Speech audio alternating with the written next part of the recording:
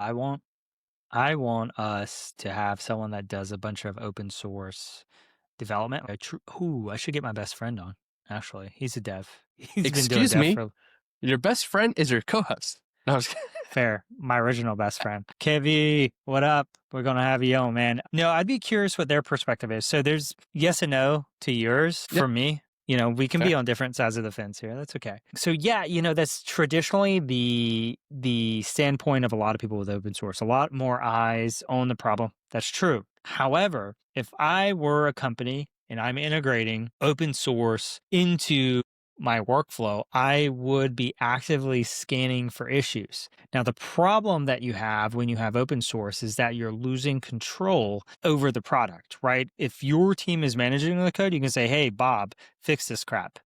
There's an Yes. issue, there's a vulnerability, fix it. With open source, it's like, I know you're overworked. You probably already worked 60, 70 hours this week. Hey, you want to get to these 20 critical findings and fix the code? It's not something that's going to be remediated quickly, but that's something you have to consider when you're integrating open source stuff. Now, a lot of companies do have programs where if they're heavily relying on an open source software, they're also part of that team that are pushing updates as well. They're saying, okay, we're going to help take some ownership here. We're relying on it. And we're going to say, okay, we identify this flaw because we're scanning it or reviewing the code. And we're going to push these updates so that other people benefit from it, but also we stay secure as well, our product. So that's something to keep in mind. And some big companies do that because there are some really, really good open source software out there that companies rely on. So that's my standpoint.